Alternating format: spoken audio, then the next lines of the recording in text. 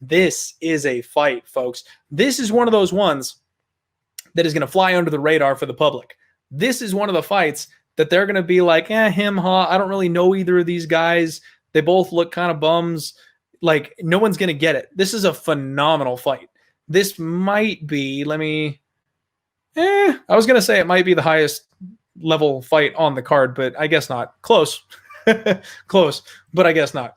So Andre Touchy Fili, 20-7. Charles Jourdain, 10-2. The UFC newcomer. Touchy Fili is coming off a unanimous decision loss to Sadiq Youssef, but he impressed. He really impressed in that fight. You don't fight well with Sadiq Youssef and come off looking bad. Sadiq is a beast and maybe a future title contender, challenger, winner. Sadiq is a monster. So the fact that Andre Fili was able to go 15 minutes straight with that guy, he rocked him a couple of times. Fili's come a long, long way in his career. I've got a hard time with him, though, because he's another guy that seems to kind of do this. Depends on which Fili shows up. On his best night, he's knocking out Shimon Moraes and looking like a world champion. On his best night, he's going toe-to-toe with Sadiq Youssef. On his worst night, he's life and death with Michael Johnson. On his worst night, he's barely getting one over on Artem Lobov. Like, this guy can be incredible. And other times, he's just not so incredible. He's got great leg kicks, a good, long, crisp jab. That's something that he uses quite well and is very, very dangerous in this fight, actually, is that jab of his. He's one of the people that knows how to use his range. That's something that you got to look for, because a lot of people have a reach advantage and simply don't know how to use it. He's one that does. He ducks well under punches. He's got good vision, good eyes. He can see stuff coming. He looks to body lock with his opponents, and from there he can take you down. He's got strong blast doubles. He doesn't check leg kicks, though. And one thing that I've noticed with him is that if you can keep him from settling into a groove, he's kind of like Cowboy Cerrone. If he has time to feel his opponent out, if he's got the opportunity to get in there and get comfortable, get the timing, he's insanely dangerous. But if you keep him uncomfortable, if you keep him on his back heel, you keep him thinking, he has a hard time adjusting. Charles Jourdain is insanely aggressive. This kid comes in with leg and body kicks firing constantly. He finishes combos up with leg kicks very, very similar to Justin Gaethje. That's right, the highlight, the champ. He comes in, he throws a combo, and even if he's like in close with you where it doesn't feel like a leg kick should come from, he'll drill you with one. He has good, powerful knees in the clinch. He rips the body with hooks. Another thing I talked about before, I love when people attack the body. It's money in the bank for later when your opponent doesn't have gas in the third round and you do because you've been ripping them to the ribcage the entire night. That's money, baby. So big, big power hooks. As soon as he gets the feel for his opponent's range, he swings for the fences. And kind of like what we saw with Cody Garbrandt, where as soon as he knows his timing, as soon as he's got that down, that's when he goes for that, not before. He blitzes in with straight lefts down the middle, which I think is going to work well against Fili's high boxing guard, and he defends the takedowns very well also. My concern here is a grappling advantage for Fili. He's an alpha male product. He trains with a bunch of monsters on the ground. He's got the opportunity to get this thing to the mat because we don't know a whole ton about Charles Jourdain's ground game once he gets there because he doesn't really utilize it a ton. Fili has a 74-inch reach, and Charles Jourdain has a 69-inch reach. So that 5-inch reach advantage for Fili is also something that we need to take into effect here. Fili averages 4 significant strikes per minute, but he absorbs 3.96, meaning this guy rumbles. He always gets in there, and he is willing to eat a shot, to land a shot, to try to put you down. He averages 2.49 takedowns per 15 minutes with a 45% accuracy, and he's got a 69% takedown defense rating himself. I don't know that that's going to matter because my boy Jourdain don't go for takedowns. Jourdain averages 4.85 significant strikes per minute. He's only got 2 UFC fights, so it's a very small sample size. So we're not exactly sure just how accurate these numbers are. But so far, he's basically traded well with his opponents also. He's absorbed 4.89 significant strikes per minute.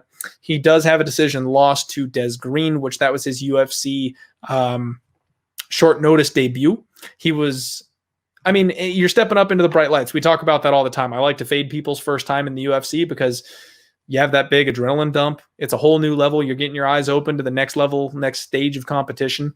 Losing a decision there to a dangerous guy like that, fighting well with him for 3 full rounds, there's no real shame in that. But he gave up 4 takedowns, and that's where I said that's kind of my concern here. But then he wrecked Doo-Ho Choi. Did exactly what he needed to against the Korean Superboy and absolutely exposed him. Outlanded him by 20 significant strikes, put him down in round 2, and we cashed in big as a dog on that one. Charles Jourdain is being disrespected, folks. This is going to be a very, very close fight. The kid's insanely talented. I've been stalking him on Instagram. You know I love my stalking online. This kid is in shape. I think during the quarantine, he has packed on some serious poundage. The dude is ready to go, and I am buying in. That's all there is to say about it. I am buying in on Charles Jourdain. I think this kid has got something special. I think he's got dynamite in his hands. And the fact that he is so aggressive and he counters well with his opponents, he gets reads down quickly, he gets the timing. I think he's going to press forward on Andre Fili, and I think he's going to be able to do exactly what he needs to do. Like I said, if you keep Fili on the back foot, if you keep him uncomfortable in the fight, he's going to provide openings. And the fact that this guy trades with his opponents, Jourdain's a guy that's got power you don't want to trade with.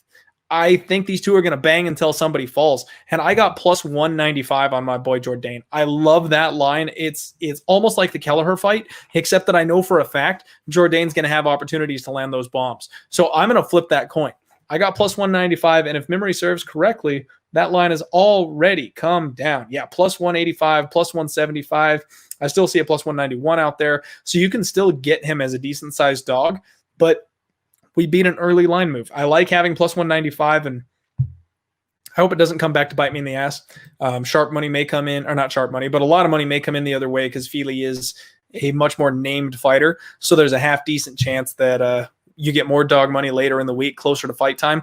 But I went ahead and locked it up early because I don't want to be on the wrong side of it. When I'm getting plus 200-ish on a dog that I like in that type of a spot, I don't like to wait. I know that's not the sharpest thing in the world to do, and that's what I said. I'm not a professional sports bettor, but I don't want to wait and have it drop down. Because like right now, if I had to take plus 180 on him instead of plus 195, I'd be kicking myself. Like, son of a bitch. Like, I stared at it. I picked him. I think he's going to win it. I like it. And I didn't pull the trigger, and now I'm missing out on 15 extra cents.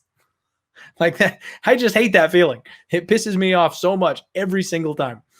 Let's go back here. That was a bit of a hot take, and I know a lot of people are going to be excited about that dog bet. So let's see what's going on. CJ, welcome to the show. Thank you very much, my friend, for tuning in. I like Charles Jourdain. The fight's going the distance. He's a good kickboxer, striking, good game. That's right. Oh, you think that fight's going the distance? All right, T-Man. All right.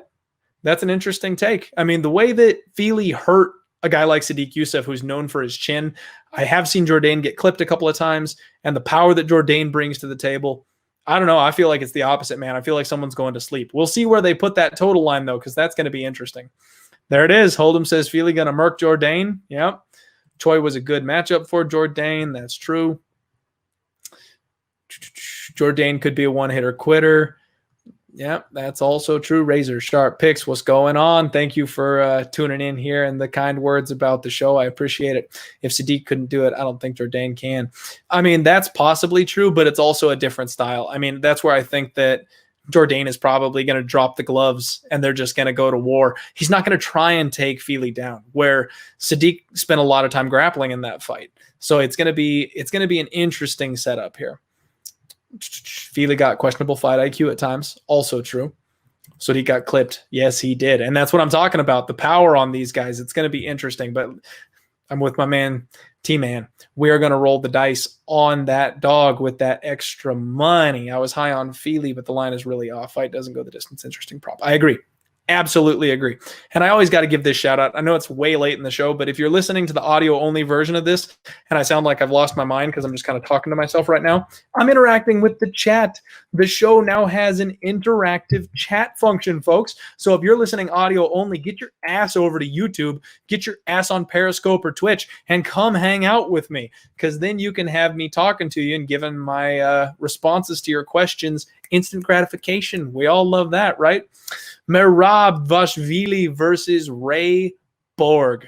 Ray Borg